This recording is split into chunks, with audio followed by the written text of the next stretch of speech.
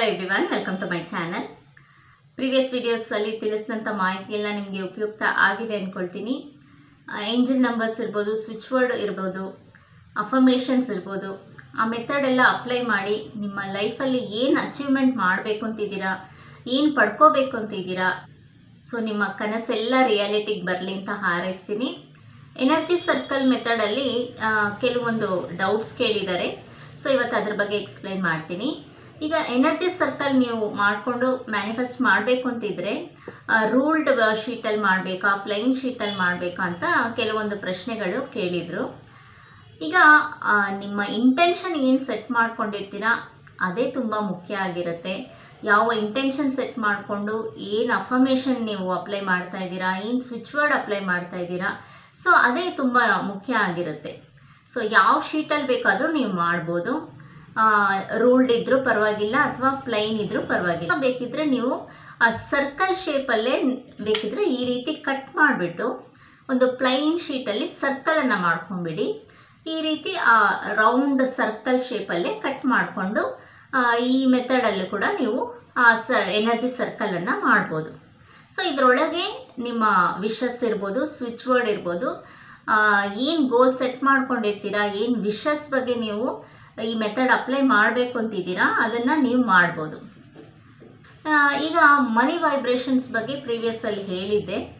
ಹಣದ ಅವಶ್ಯಕತೆ, ಈಗ ಅರ್ಜೆಂಟ್ ಮನಿ ಇರ್ಬೋದು, ಅನ್ಎಕ್ಸ್ಪೆಕ್ಟೆಡ್ ಮನಿ ಇರ್ಬೋದು, ಏನೋ ಒಂದು ಅವಶ್ಯಕತೆ ಇರುತ್ತೆ ನಿಮಗೆ, ಯಾರನ್ನೂ ಕೇಳೋಕ್ಕಾಗಲ್ಲ, ಹೇಗಾದರೂ ಒಂದು ಯೂನಿವರ್ಸ್ ಕಡೆಯಿಂದನೇ ಅರೇಂಜ್ ಆದರೆ ಚೆನ್ನಾಗಿರುತ್ತೆ ಅಂತ ಯಾರೆಲ್ಲ ಅಂದ್ಕೊಂಡಿದ್ದೀರಾ, ಸೊ ಅಂಥವರು ಈ ಎನರ್ಜಿ ಸರ್ಕಲ್ ಮೆಥಡಲ್ಲಿ ಒಂದು ಏಂಜಲ್ ನಂಬರನ್ನು ಅಪ್ಲೈ ಮಾಡ್ಬೋದು. ನೋಟ್ ಮಾಡ್ಕೊಳ್ಳಿ, 897 ಈ ಒಂದು ಏಂಜಲ್ ನಂಬರನ್ನು ಬರೆದು ಗ್ರೀನ್ ಪೆನ್ನಲ್ಲಿ ಬರೀಬೇಕಾಗತ್ತೆ. ಸೊ ಹಣದ ಬಗ್ಗೆ ಏನೆಲ್ಲ ನೀವು ಅಟ್ರ್ಯಾಕ್ಟ್ ಮಾಡಬೇಕು ಅಂತಿರ್ತೀರ ಅದಕ್ಕೆಲ್ಲ ಗ್ರೀನ್ ಪೆನ್ನನ್ನು ಯೂಸ್ ಮಾಡಿ. ಸೊ ಈ ನಂಬರನ್ನು ನಿಮ್ಮ ಎಡಗೈಯಲ್ಲಿ ಕೂಡ ಬರಿಬೋದು, ಮತ್ತು ಈ ಒಂದು ಎನರ್ಜಿ ಸರ್ಕಲ್ ಮೆಥಡಲ್ಲಿ ಕೂಡ ಬರಿಬೋದು. ಸೊ ಎಷ್ಟು ಅಮೌಂಟ್ ನಿಮಗೆ ಬೇಕಿದೆ ಅನ್ನೋದನ್ನು ಮೆನ್ಷನ್ ಮಾಡಿ ಈ ಒಂದು ಎನರ್ಜಿ ಸರ್ಕಲಲ್ಲಿ ನೀವು ಬರ್ಕೋಬೋದು.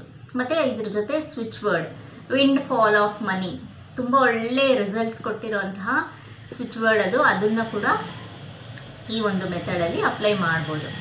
ಮತ್ತು ಹಣವನ್ನು ಈಸಿಯಾಗಿ ಅಟ್ರ್ಯಾಕ್ಟ್ ಮಾಡೋದಕ್ಕೆ ಕುಬೇರ ಮುದ್ರೆ ಬಗ್ಗೆ ಹೇಳಿದೆ.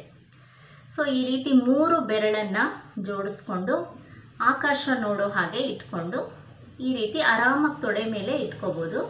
ಸೊ ಈ ಕುಬೇರ ಮುದ್ರೆ ಈ ಮೆಥಡಲ್ಲಿ ಕೂಡ ಒಂದು ಬೆಸ್ಟ್ ರಿಸಲ್ಟ್ ಕೊಡುತ್ತೆ.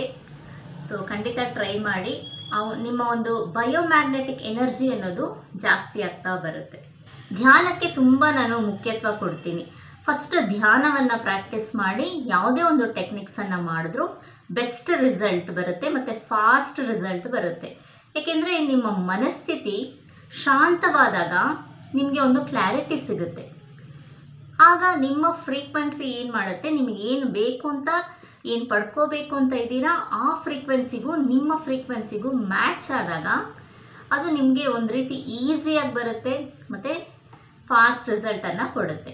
ಸೊ ಅದರಿಂದನೇ ಮಿನಿಮಮ್ 10 ನಿಮಿಷ, ಮ್ಯಾಕ್ಸಿಮಮ್ 20 ನಿಮಿಷ ಧ್ಯಾನವನ್ನು ಮಾಡಿಬಿಟ್ಟು ನಿಮ್ಮ ಉಸಿರಾಟದ ಕಡೆ ಗಮನಿಸಿ.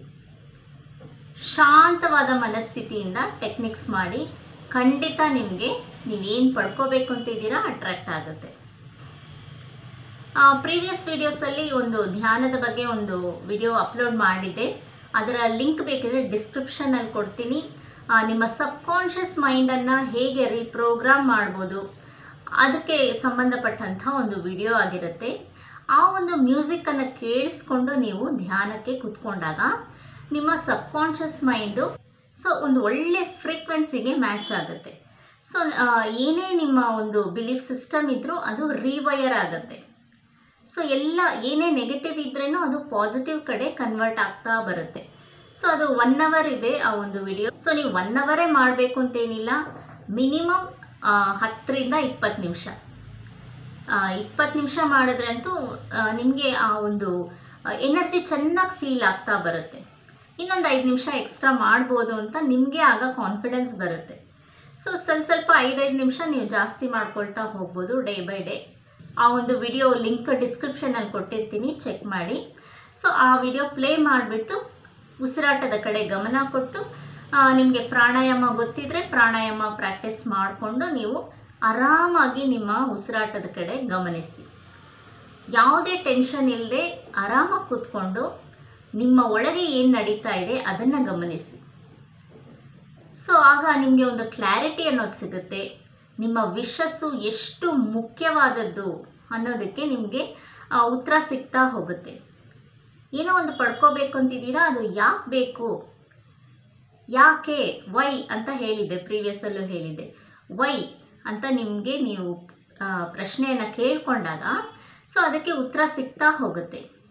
ಈಗ ಒಂದು ಅಮೌಂಟನ್ನು ನಾನು ಅಟ್ರ್ಯಾಕ್ಟ್ ಮಾಡಬೇಕು ಅಂತಿದ್ದೀನಿ ಅಂತಂದರೆ ಯಾಕೆ ಆ ಹಣದ ಅವಶ್ಯಕತೆ ಇದೆ, ಸೊ ಅದಕ್ಕೆ ತಕ್ಕಂಥ ಏನೆಲ್ಲ ಕಮಿಟ್ಮೆಂಟ್ಸ್ ಇದೆ ಅದನ್ನು ಅದರ ಬಗ್ಗೆ ಆಲೋಚನೆ ಮಾಡಿ. ಸೊ ಒಂದು ವಿಜುವಲೈಸ್ ಮಾಡಿ. ಆ ಹಣ ನಿಮಗೆ ಬಂದಾಗ ಏನೆಲ್ಲ ನೀವು ಮಾಡ್ತೀರಾ, ಆ ಒಂದು ಹಣದಿಂದ ಹೇಗೆಲ್ಲ ಖರ್ಚು ಮಾಡ್ತೀರಾ, ಸೊ ಏನು ಕಮಿಟ್ಮೆಂಟ್ ಇದೆ ಅದರ ಬಗ್ಗೆ ವಿಜುವಲೈಸ್ ಮಾಡಿದಾಗ ಸೊ ನಿಮ್ಮ ಒಂದು ಕನಸು ರಿಯಾಲಿಟಿಗೆ ಬೇಗ ಬರುತ್ತೆ. ಸೊ ಮುಂದಿನ ವೀಡಿಯೋಸಲ್ಲಿ ಧ್ಯಾನದ ಬಗ್ಗೆ ಇನ್ನಷ್ಟು ಮಾಹಿತಿ ಬಗ್ಗೆ ತಿಳಿಸ್ತೀನಿ. ಚಾನಲ್ಗೆ ಸಬ್ಸ್ಕ್ರೈಬ್ ಮಾಡ್ಕೊಳ್ಳಿ. ನಿಮ್ಮ ಒಪಿನಿಯನ್, ನಿಮ್ಮ ಪ್ರಶ್ನೆ ಏನೇ ಇದ್ದರೂ ಕಮೆಂಟ್ ಸೆಕ್ಷನಲ್ಲಿ ಕಮೆಂಟ್ ಮಾಡಿ. Thank you.